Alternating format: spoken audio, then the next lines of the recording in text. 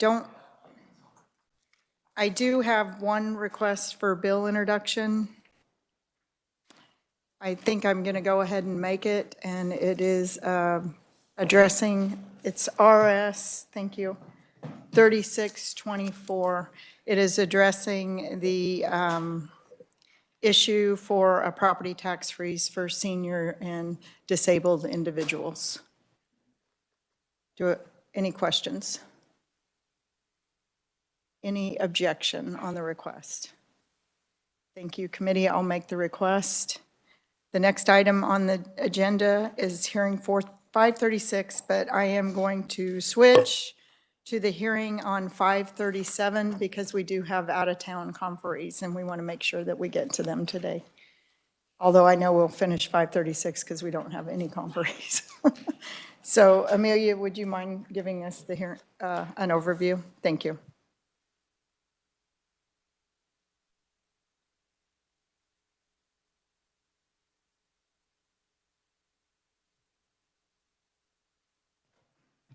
Madam Chair, members of the committee, Senate Bill number 537 would authorize Neosho County to submit to the electors the question of imposing a countywide retailer sales tax in the rate of 0.5% and pledging the revenue received for the purpose of financing the costs of roadway and bridge construction, maintenance, and improvement.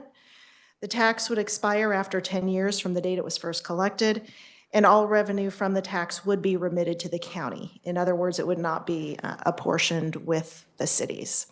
And the bill would take effect from and after publication in the statute book, and I would be happy to stand for questions. Committee, any questions? Senator Reddy.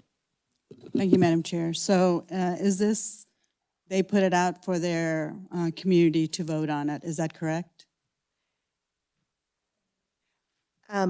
Yes, the proposal of this bill would give them the authority to do that. Thank you. Any other questions? Thank you. Thanks, Amelia. Committee, our first conferee is Senator Peck, and you may testify wherever you want.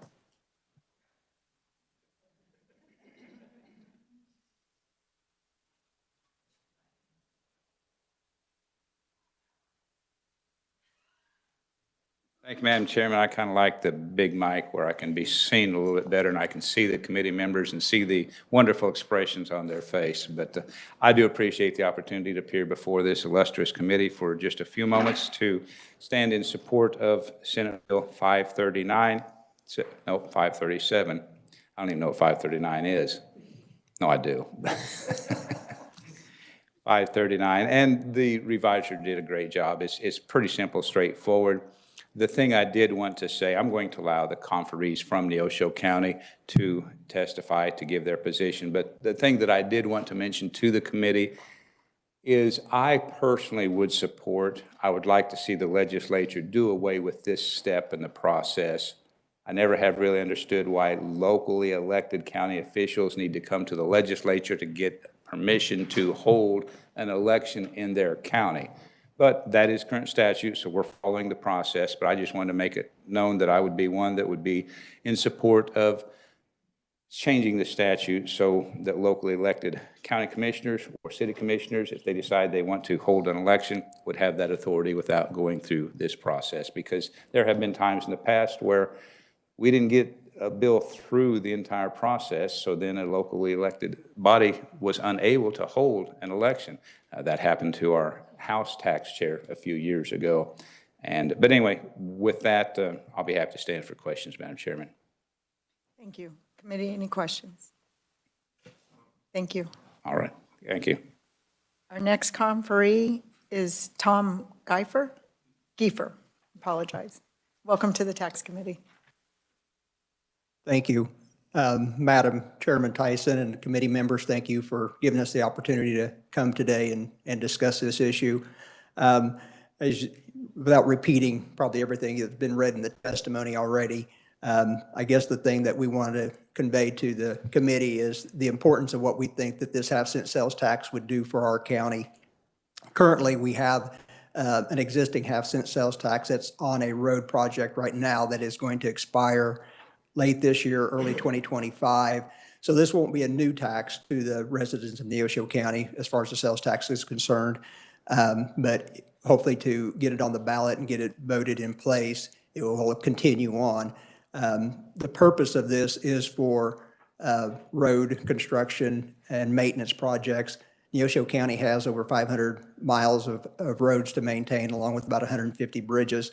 A lot of our infrastructure is aging. Obviously, without trying to put more burden on the other property owners in Neosho County to raise the property taxes, we feel like this is a more fair tax to get some of these projects done. And as far as not wanting to bond this project, we feel like by having reserves, it gives us a couple of alternatives. Obviously, there are state and federal programs out there that have cost-sharing programs for bridge constructions, road improvements, things like that. But we have to have reserves to be able to take advantage of those programs. So this is why we feel like we would like to, if we could get the favorable vote from the citizens of Neosho County, this would be the best avenue to help improve our road and bridge situation in Neosho County. Committee, any questions? Senator Baumgardner. Thank you so much. Not a question, but I want to thank you for the information you shared in your letter. The 150 bridges, the 500 miles of roads, as well as the 100 miles of chip and seal. That really gives a perspective to us of what you're trying to accomplish with the continuation of this. So thank you for including that information. Thank you. Any other questions? Just a semantic, you may not appreciate this, but I was listening to a radio station driving in the other day, and the DJ, they were debating on whether continuing a sales tax or not. And he said, whatever you say, it is a new tax because it's like a loan you paid off the first loan and now you're taking out a new loan. But it is not an additional tax. It is what the community's paying now. And what I like is it's up to a vote of the people. So, yeah. Any other comments or questions? Thank you very much for being here. Thank you. Thank you. Next conferee is Gail Klessler. I'm sorry, we have Kesslers in Kansas, and where I'm from, sorry, Gail. Sorry. Thank It's you. good to see you again. Chairman Tyson. Good to see you, and thank you, committee people. I am County Commissioner of Neosho County, Gail Clausen. I just briefly, I think everything that's been said about this is not much more to say, except for we actually have had a half-cent sales tax for about 20 years. The first one bonded our new jail, and the second one then bonded a new road project, which is about ready to expire. The thing that I like about this is we would like to not bond this for the next 10 years so that all the tax money goes straight to projects. We have spent millions of dollars in interest in the last 20 years. And so this way, it's like we're looking into the future. And sometimes I think our county hasn't done that. And this really does set the stage for the next 10 years with our road projects. So we would really appreciate your vote, and we appreciate you letting us come and speak today. Thank you. Thank you. Would you stand for questions? Sure. Committee, any questions? I guess I should ask the committee first. So, well, thank you, Gail. And, Thank you.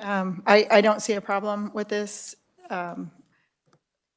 The only issue I see is it's late in the game. That's the only issue. But other than that, I think it's great that the voters get to decide and that you get to take this to them. So I think that's wonderful. Thank you. Yeah, thank you. Okay, committee, is there anybody else that would like to testify as a proponent? Any neutral? Any opponents? Seeing none, we'll close the hearing on Senate Bill 537, and committee will open the hearing on Senate Bill 536.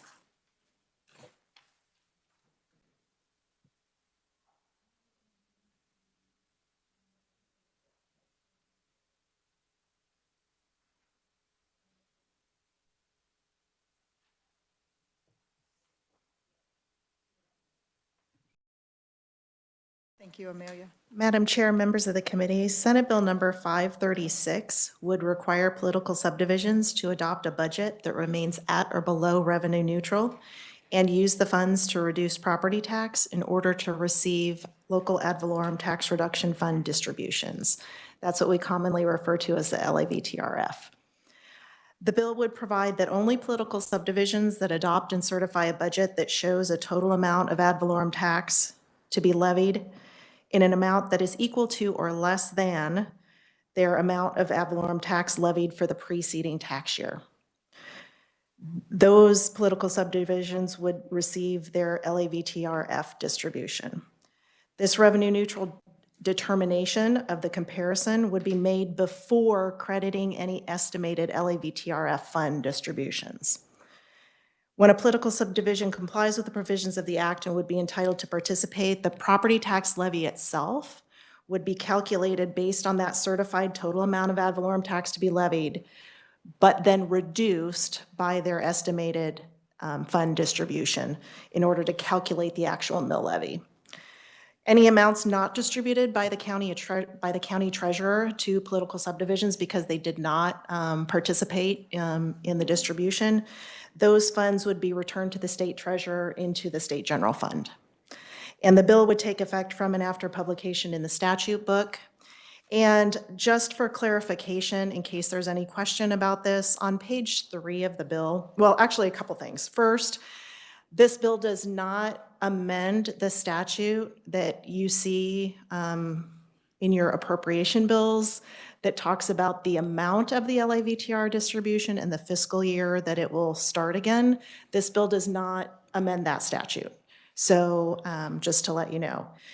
Also, this bill on page 3, you will see there is stricken material. It strikes all of subsection D of KSA 792961. And when you just look at this language, you may think this is doing something significant, but it is not. This particular striking of subsection D is a revisor cleanup item. This particular subsection actually has no meaning at this point in time. The reference there in subsection D has to do with a provision in 792959, which was subsection D, which no longer exists. It was actually repealed or struck back in 1987. That provision actually related to a one-time payment that happened back in 1983. And for some reason, this particular statute actually, when I looked, hasn't been amended since 1983. So I think it may have just been an item that was missed. So that is just a cleanup item. Don't take some. And I'd be happy to stand for questions. Thank you, Amelia. Committee, any questions? Senator Redd. Thank you, Madam Chair. Yes, a couple of questions. So LAVTR is already in some type of appropriations bill. One, did we pass a bill out of our committee where we talked about the state building fund as well as the funds for the School of the Blind and Deaf, and to use this LAVTRF fund as a source to take care of the property tax that we might be eliminating out of that? Yes, Senator Reddy, that was in Senate Bill 94. This is just another option that leadership would like to look at. So we told them we will absolutely have a hearing on this. Okay, this is a question for our chair then. So Madam Chair, what if, so is it just one bill or the other? Because it's $54 million, it probably can't be used for both bills. Senator, I do not know what leadership's plans are on this, but I do know that we need to do something to address the LAVTR. And I think it's the will of the body, and we're going to take the temperature on this committee and see if this committee wants to pass them both out. I mean, 94 is already out. And then we'll take a look at this legislation. If the committee doesn't want to pass it out, we don't pass it out. That's how we work bills here. We're very transparent. We're very open, even though some people like to deny and accuse of differently. You know, we're giving the body a choice on this. Something needs to be done on LAVTR. So Madam Chair. Yes. My question is, what if both of them go up? There's only $54 million. They're not going to cover both bills. If both of them come above the line, or is only one, that's what I'm trying to. Senator, that's why we send, believe me, the conflict will be resolved. All right, thank you. Both bills will not go into statute, if that's your concern. Yeah. Any other questions, committee? We usually don't throw options out like this, but there's been no movement on Senate Bill 94, so we're gonna give some options on this legislation. So, committee, any other questions? Thank you. We like the work from this committee to be driving the messaging, but sometimes that doesn't always happen. So, committee, this is a really unusual situation since we had to delay the hearing until today. We do not have any in-person conferees, but I will ask, is there a proponent that would like to testify? An opponent? Any neutral? Spencer, are you sure?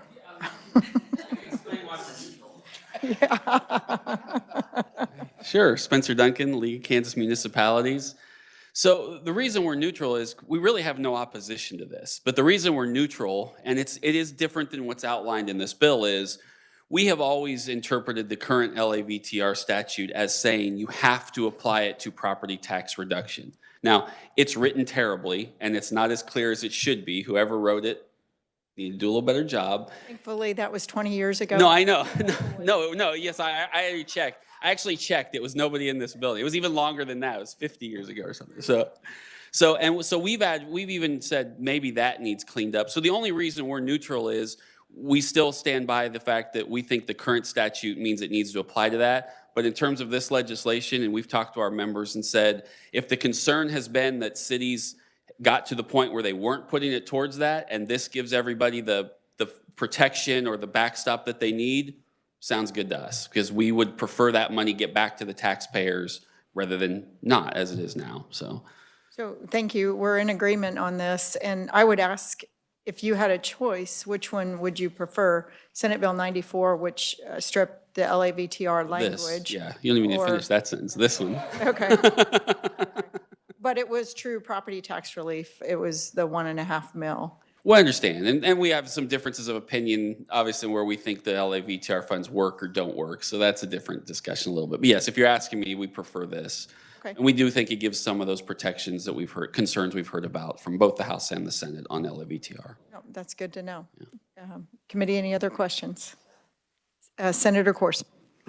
Thank you, Madam Chair. Can you just talk a little bit about the revenue neutral piece of this and kind of your thoughts on that and how what you see? Yeah, I mean, it's a tool that can be used in this case to just sort of ensure, and I think some communities are going to have to make a choice.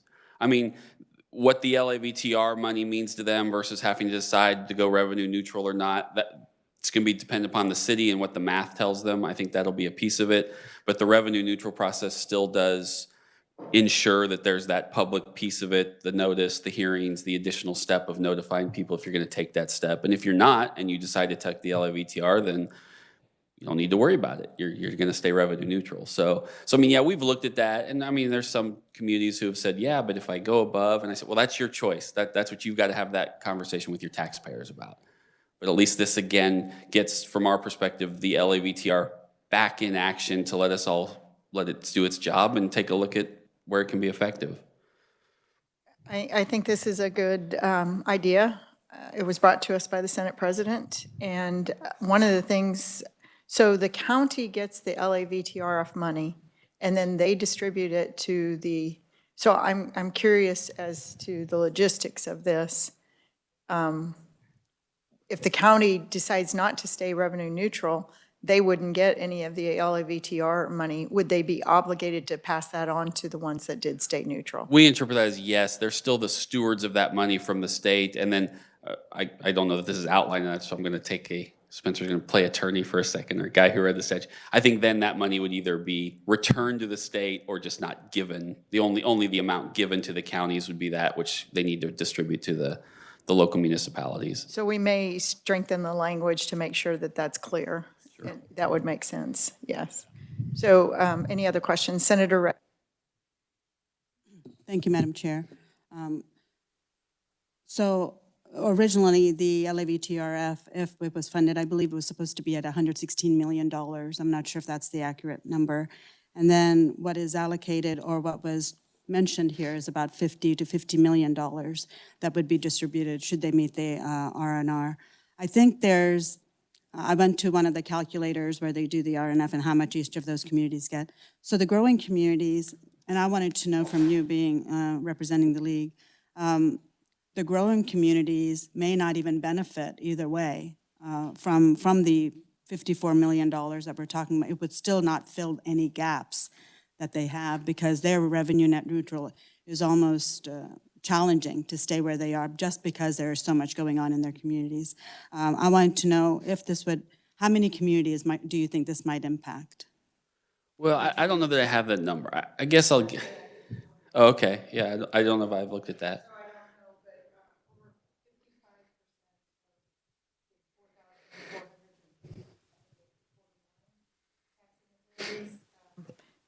They stayed revenue neutral last year, so that many would be receiving the LAVTRF if this became law. Out of over 4,400 and some taxing authorities, they would, I think it's 49, but I'm not sure. Eddie's looking. And it may have changed. We actually increased that, I think, last year. But over 55% of them stayed revenue neutral last year. I mean, I look at it like this, Senator Reddy. Right now, I've got nothing, right?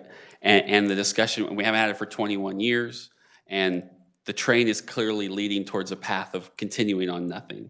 So if there's an option out there that gives those other communities at least the opportunity to have the conversation, LAVTR, R&R, that's just another tool that at least gives us that option, which is better than what we've had for the last 21 years. And so we recognize that, and they're willing to try to work towards that middle ground. So I have a question. The LAVTRF language is in two places in statute. We do need to delete one of those. Yes. Would you be accepting? Yeah, I don't think that Okay. hurts it. I mean, the statute still Is that two stands. places? Yeah. But Yes. Yeah, and Thank that's you just- for the yeah. clarification. It's two different mechanisms for determining the amount, but it's confusing. Right. And so let's at least clean I think that up. part of how we got here was the LAVTR statutes are not the clearest of, they're just not. It is what it is, but. So we can, the opportunity to clean up statute on this. Senator Holland, did you have a question? Okay. Any other questions? Thank you. Thank you for being here, too. I think that was helpful. Committee, I'll draw your attention to written testimony. Is there any other neutral? Seeing none, we'll close the hearing on Senate Bill 536. So if there is absolutely no objection and everyone is here, would any committee member object to working Senate Bill 537? And I know it's unusual, it didn't set for a night, you don't get to look at it but okay. Is there no objection? Okay, wonderful. So committee, I'll turn your attention to Senate Bill 537. Senator Peck. Thank you, Madam Chairman. I would make a motion that the Senate Assessment and Taxation Committee pass Senate Bill 537 and recommend it favorable for passage. And put it on the consent calendar would even be a great idea. Thank you for thinking of that. Thank you, Senator. It's been moved by Senator Peck, seconded by Senator Baumgardner, and I will give full credit where credit is due. Senator Baumgardner suggested the consent calendar. I think it's a great idea. So committee discussion on the motion. Seeing none, all those in favor say aye. Aye. All those opposed say nay. Motion carries. Thank you. Committee will turn our attention now to Senate Bill 494.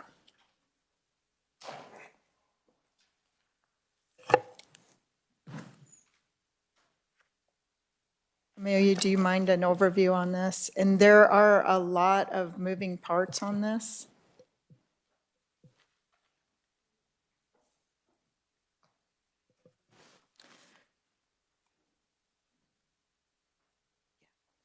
Madam Chair, Senate Bill 494 enacts the Adoption Savings Account Act. Commencing July 1st of 2025, individuals would be able to open an account with a financial institution and designate the account as an adoption savings account to be used to pay or reimburse a designated beneficiary's eligible expenses for the adoption of a child in this state. And I would be happy to, there were a lot of details that we went through yesterday, there, so if anyone has questions, I can try to answer those. Committee, any questions? Senator Baumgardner. Thank you, Madam Chair. My husband and I have a very close family, friends that went through the process of an adoption, paid considerable money to the individual that was putting the child up for adoption, paid for medical expenses, et cetera. But the day after the baby was born, the mother decided that she was going to keep the child. So I just wanted to verify that the expenses are covered even if the adoption is not completed. Is that correct? Amelia? On page 3 of the bill, there is language in new section 4 that provides that the monies in the adoption savings account may be used in number 2 for eligible expenses that would have qualified, but the adoption was not completed. Thank you, Madam Chair. I thought that we had heard something, but I just couldn't find it, but thank you. That does happen frequently in adoption process. No, thank you. Thank you. Any other questions, committee? Senator Holland. Thank you, Madam Chair. So question for Amelia, or I guess research. So just so I understand, I may not be using the right term here. So basically, not the beneficiary, but the account holder, any sort of set-asides they do for this, he or she will be able to somehow, that provides them some sort of a benefit in their bottom line personal income tax bill to the state of Kansas. Is that correct?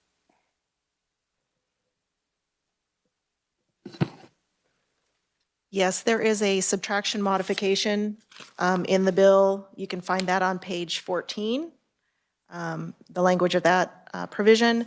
There is also, though, for your information, we talked about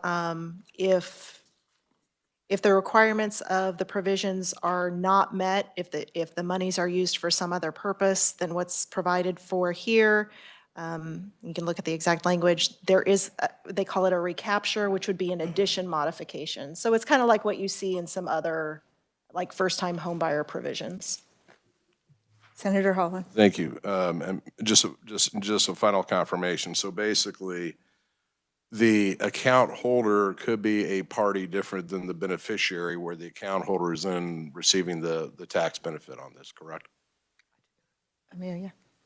Madam Chair, yes, it's the account holder who would receive the subtraction modification. The account holder could designate themselves as the designated beneficiary or some other person as the designated beneficiary, but the tax implications are to the account holder. Thank you, Madam Chair. Okay. Any other questions, committee? Seeing none, Senator Peck has the amendment that was, well, Senator Peck. Thank you, Madam Chairman. I've got a simple one-page, or actually just a few lines. It's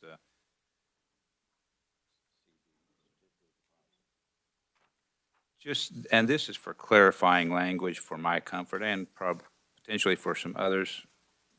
I'll wait till it's handed out, Madam Chairman, then I'll just hit the amendment. I think it's pretty simple, straightforward, self-explanatory, but it's clarifying.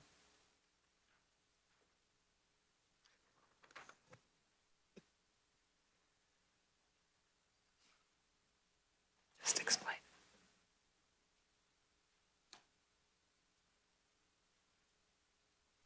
So committee, while that's being handed out, I'd like to recommend or recognize Lucy, and she's got a couple of students with her. If you'd please stand. Lucy and her students are from State Mary's. They're in the social work classes, and thank you for being here today.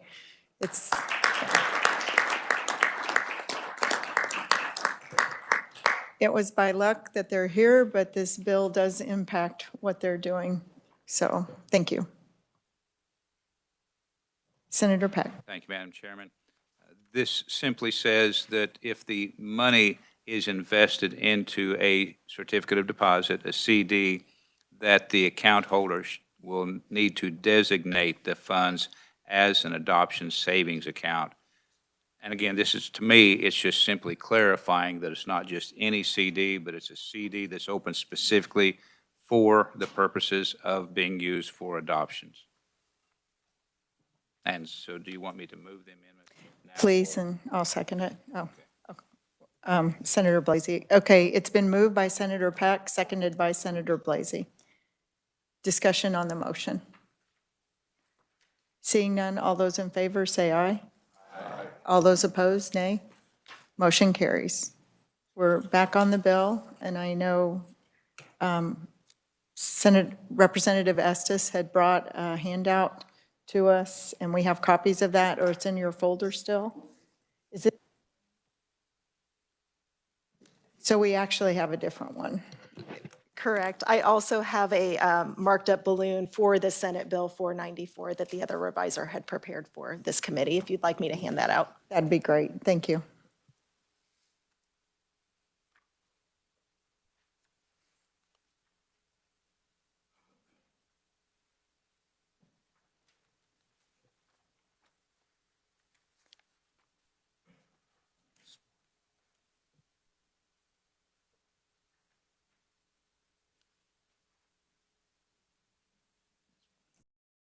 Senator Pack, Thank you, Madam Chairman. Committee, you will see as the balloon is handed to you, if you have pulled from your packet the information that Representative Estes had provided us regarding House Bill 2757.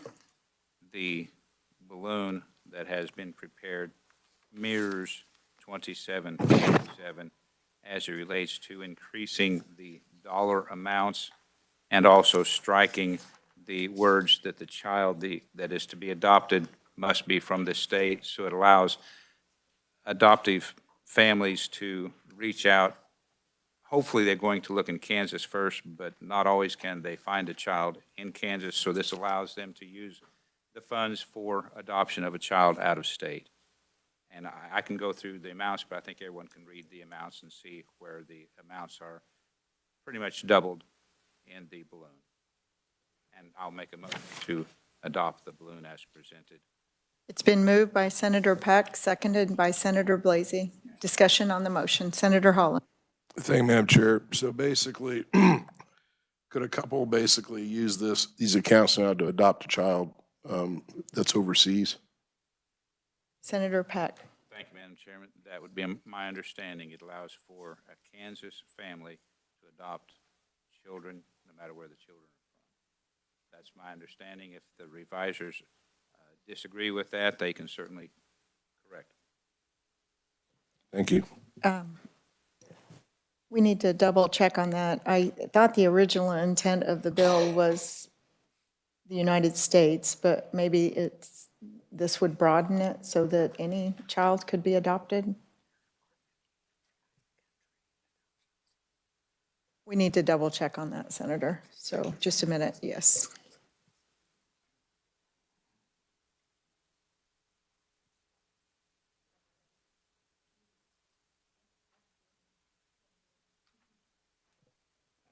While they're doing that, is there any other discussion? Okay.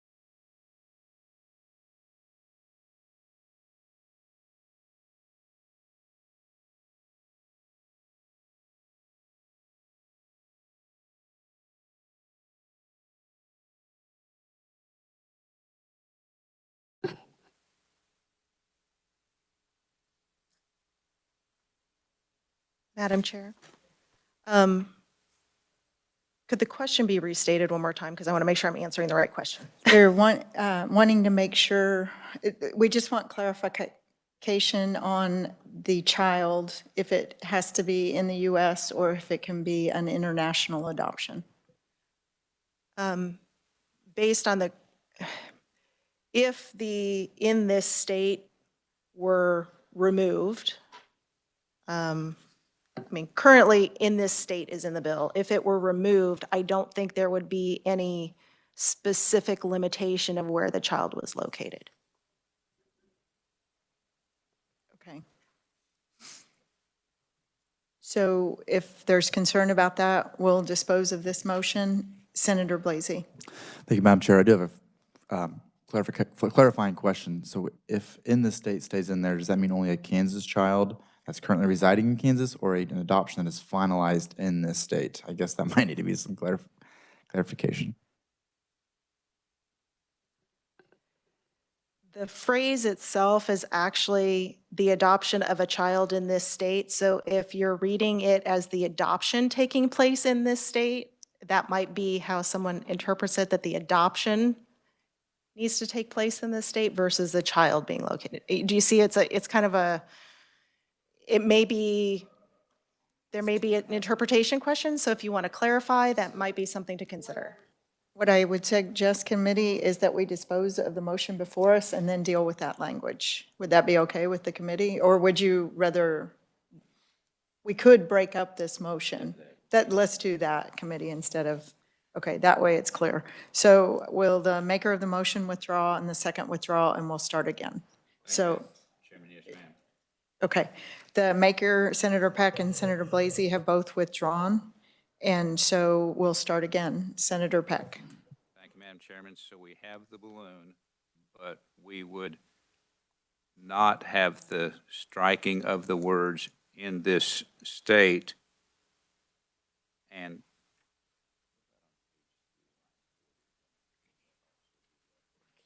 This state, or we're striking in this. Clear, Senator Peck? I think there's confusion. We are not going to move on the item on the first page of the balloon. We would just leave that as is. Yeah, I know.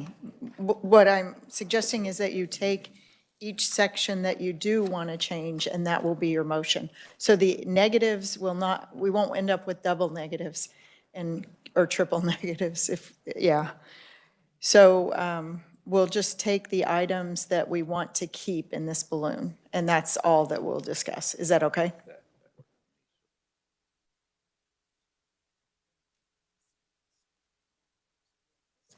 So Senator Reddy, to clarify, what we're doing is instead of taking the whole balloon, he is going to make a motion on each item that he would like to keep in.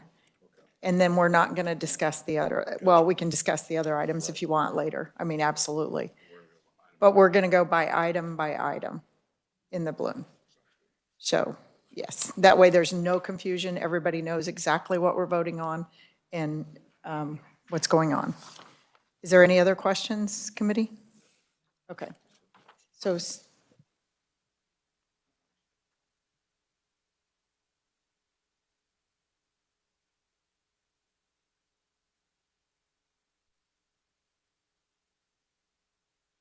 Senate.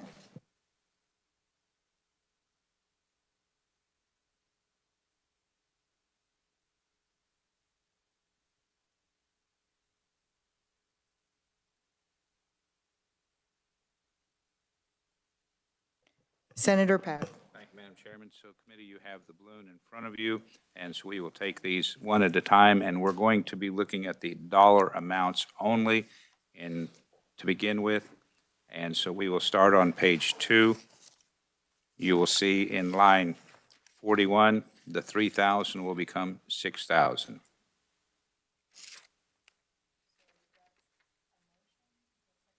Is there a second on the motion? It's been moved by Senator Peck, seconded by Senator Corson. Discussion on the motion. Senator Holland.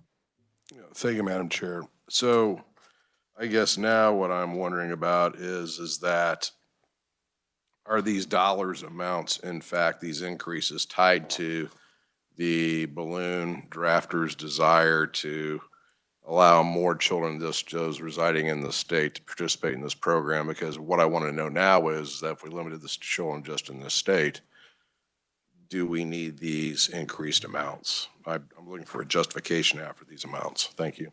Well, my limited experience on adoption, Senator, we absolutely need these increases. I've had family members, and it can break a family. It is extremely expensive, as we heard from one of the conferees, too. Anybody can dispute that. I know Senator Blasey's had much more experience than anybody with adoption on this committee. I think the expense is exorbitant. Senator Blasey.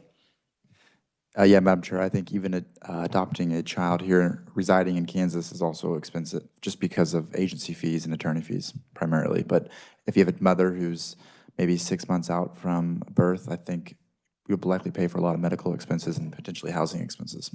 Yeah, I know I had a family member that adopted over 20 years ago, and it was over $30,000. So it is extremely expensive. I can't imagine now. So you've heard the motion, discussion on the motion. All those in favor, say aye. Aye. All those opposed, nay. Nay. Would you like to be recorded? Motion carries. Senator Peck. Thank you, Madam Chairman. Moving to the next dollar amount on line 41, page 2. The dollar amount would be changed for a couple from $6,000 to $12,000. And so I would make a motion to amend with the $12,000 figure on line 41, page 2. Is there a second on the motion? Senator Peck made the motion. Senator Corson seconds. Discussion on the motion. Seeing none, all those in favor say aye. Aye. All those opposed, no. Motion carries. Would you like to be recorded? Okay.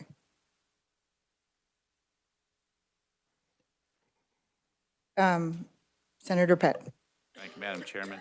Moving forward, turning to page 3, the next dollar amount would be, we're referencing a maximum amount of all contributions into an account over the tax years shall be, and I would like to make a motion to increase to $24,000 to $48,000. So I would make that motion. It's been moved by Senator Peck, seconded by Senator Corson. Discussion on the motion. Seeing none, all those in favor say aye. Aye. All those opposed? Nay, and the nay does not want to be recorded. Senator Peck. Thank you, Madam Chairman. Again, moving forward on page 3, line 1, changing the $48,000 figure to $96,000. This would be for a married couple filing jointly. Just changing the figure.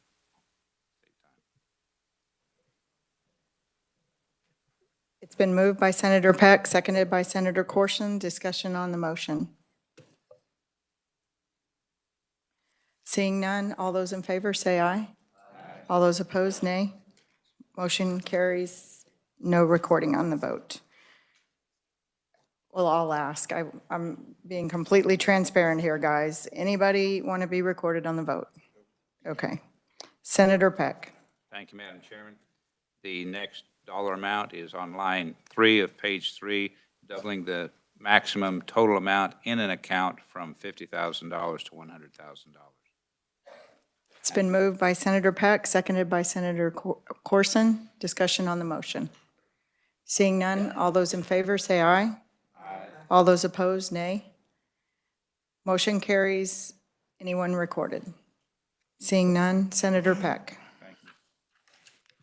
Thank you, Madam Chairman. Moving committee to page 14 of the bill. I'll give you a moment to turn there, or you can just look on the balloon. Page 14, line 16, changing the $6,000, or I'm sorry, on page 14, line 15, changing the $3,000 figure to $6,000. It's been moved by Senator Peck, seconded by Senator Corson. Discussion on the motion. Seeing none, all those in favor say aye. Aye. All those opposed, nay. Motion carries. Anybody like to be recorded? Senator Peck. Thank you, Madam Chairman. And the final dollar amount, I would make a motion to increase the dollar amount on page 14, line 16, from 6,000 to 12,000. It's been moved by Senator Peck, seconded by Senator Corson. Discussion on the motion. Seeing none, all those in favor say aye. Aye. All those opposed, nay. Motion carries. Anybody like to be recorded? Anyone? Okay. Senator Peck.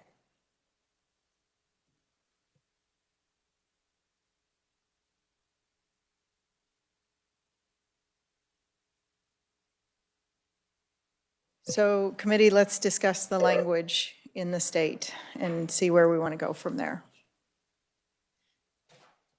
Senator Holland. Okay, Madam Chair, that's why I explicitly voted against these increases, because I thought we were going to actually have a discussion on this word strike, and that was the reason why I voted no. Oh, okay. Now, if you're telling me we're not just going to omit that from the discussion, okay, then I would like to go back and change my votes. But I was under the assumption that we're going to debate striking that phrase in this state. Is that what we're going to do or not? We are going to debate that. Thank you, Madam Chair. I absolutely intended that the whole time. Okay, thank you. Thought I was clear on it. Committee, Senator Peck. Thank you, Madam Chairman. I understand the discomfort with the striking of in this state and limiting it to children in the United States. That could be, to my way of thinking, a simple fix. So it would say adoption of a child in the United States or from the United States. But just throwing that out for discussion. Thank you. Senator Blasey. Thank you, Madam Chair. I appreciate those comments about trying to ensure it's a domestic adoption. And I believe most adoptions probably here, at least in the state of Kansas, are probably domestic adoptions. But I do know a few individuals who have done international adoptions and have been blessed by those babies. And I personally don't have an issue with opening it up for international adoption. I like to think all children of God created in His own image, but ultimately I'll leave it up to the committee, whatever you guys decide. Further discussion, committee? So, Senator Holland. I guess what I want to know is that, what is our policy perspective? Is the purpose of the bill to just encourage all adoptions regardless of where the child is born and resides? Is that the intention of the bill regardless? Senator Blasey. Madam Chair, that'd be my intention. Senator Baumgardner. Thank you, Madam Chair. One of the things that we do know, it's impacting the state of Kansas as well as throughout the United States. But families are finding it's alarming numbers in infertility problems. And I believe what this is saying Kansas individuals and couples that are unable to have children or want to expand their family through adoption, that we want to make that process, we want to help them in that process. And with regard to, domestic versus out-of-country adoption, it's very clear if you are going to adopt from out-of-country, you have to apply not only to Kansas for that process, but you have to have already gone through the U.S. State Department for an international adoption.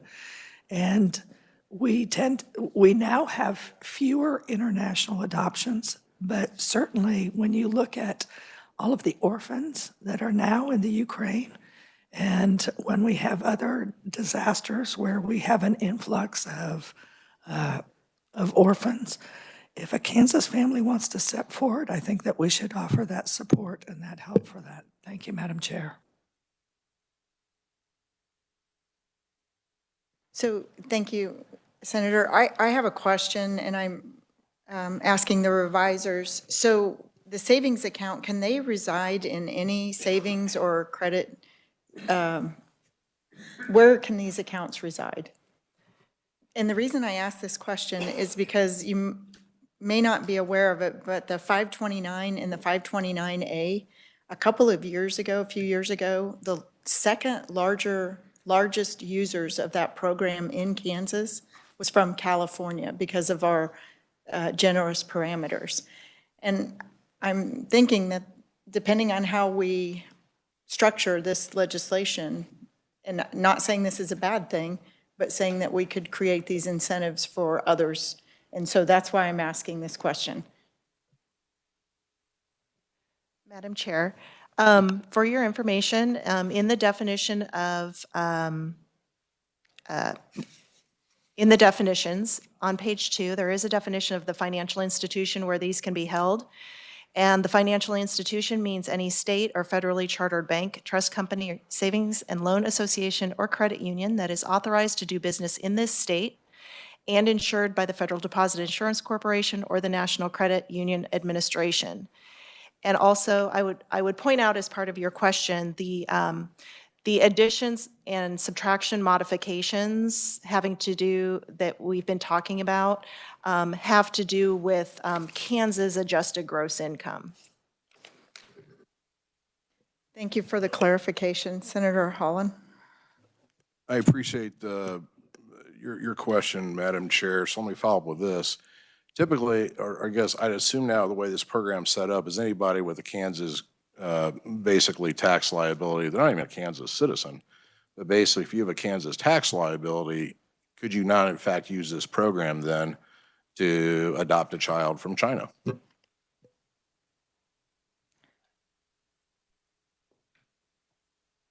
I'll refer to the revisers, but I don't think from China because it's states in the state. Just hypothetical, but if we strike if we remove the language in this state, then basically there would be the only nexus we have to either a child or the beneficiary, let alone the person who enjoys the tax benefits, the account holder. The only nexus is just this legislation here. You could have all three actors that don't reside in Kansas. Nobody does.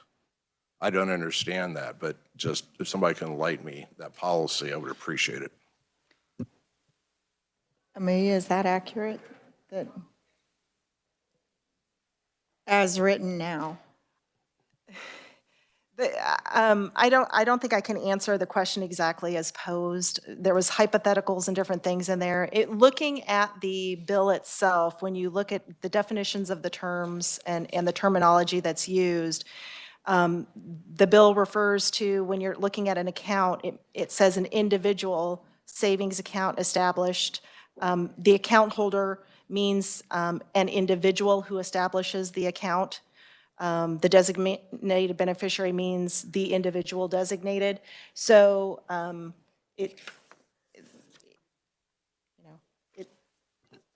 that's all I can really say, yeah. Okay, no, thank you, I appreciate it. So committee, what are your wishes on this? We are almost out of time again. Would you like to pick this up Tuesday and continue the discussion? I wanted to kick it out today, but if we still have questions. So where are we at on the language committee?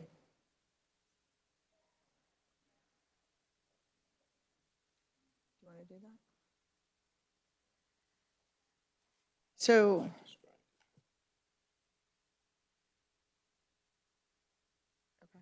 Senator Baumgardner. Thank you, Madam Chair. I guess I could make a substitute amendment or a motion that we accept this as with all of the balloons in there. Okay, the motion is before us to accept the balloon as is without striking any of the language. It's been moved by Senator Baumgardner, seconded by Senator Clays. Discussion on the motion. Sure. Sorry, Madam Chair, just a clarifying question. You said without striking any of the language? Accepting. But the balloon does strike language. That's my confusion. I'm sorry. That's Thank my you for the confusion. I'm sorry. clarification. Yeah, I used that double negative again. So it would be accepting the balloon in its entirety. As was presented. That would be the motion. Am I correct? You are correct. Thank you, Senator Baumgardner. Any further discussion? Senator Holland. Would there be any desire to the committee? I guess what where I would like to be is I do want to support adoptions for our citizens. Would there be any appetite for a conceptual amendment to this bill that does not impact this? We would accept the balloon as is, but also set up basically just having a fully refundable adoption tax credit so that anybody in this state could afford, in fact, to adopt a child. Senator, that's in another bill. I know it's in another bill, but the other bill, the other part of that other bill, I really don't like. And I wonder if that I just don't know if that's going to be enacted or not. And that's why I just wanted to raise that question for the committee if there's a desire. If there isn't, I won't make that motion. That was my question. Thank you, ma'am. We need to dispose of the motion before us. It doesn't sound like we're ready to work. Okay, let's go ahead and dispose of this motion, and then we'll figure out where we're at. So all of those in favor, or any more further discussion on the motion? Seeing none, all those in favor, say aye. Aye. All those opposed, nay. Would you like to be recorded? Okay, motion carries. So committee, we're back on the bill. What are your wishes on the bill? Madam Chair, I'm happy to move out the bill if the committee's ready, unless there's further amendments. Did you want to keep it in its current shell? Senator, let me call on Senator Peck, please. Thanks, Senator Blasey. Senator Peck. Thank you, Madam Chairman. I would move that we strike the contents of House Bill 2416 and insert the language of Senate Bill 494 as amended and make it a substitute bill. It's been moved by Senator Peck, seconded by Senator Clays. Discussion on the motion. House Bill 2416 went into law. It is the Area on Aging Sales Tax Credit. I thought so. Thank you. Committee, any other discussion? Seeing none, all those in favor say aye. Aye. All those opposed, nay. Motion carries. Senator Blasey. Thank you, Madam Chair. I'll move that we pass out Senate substitute for House Bill 2416 favorably for passage. Would you hold that motion for 1 minute? Thank you. Senator Hall. Yeah, I'll just put out for the committee's disposal, I just wanted to offer a conceptual amendment basically of putting on the language we had in the other bill about providing a fully refundable adoption credit as part of this bill, and it would not at all impact the program here. That would be my motion. Is there a second on the motion? It's been moved by Senator Holland, seconded on, by Senator Reddy. Discussion on the motion. I will make a statement that legislation has passed. It is conferenceable, and it was intended to be in a conference committee report this year. I don't know what it would do to this piece of legislation. So that being said, any other discussion on the motion? Seeing none, all those in favor say aye. Aye. All those opposed, nay. No. Motion carries. We're back on the bill. Senator Blasey. Okay.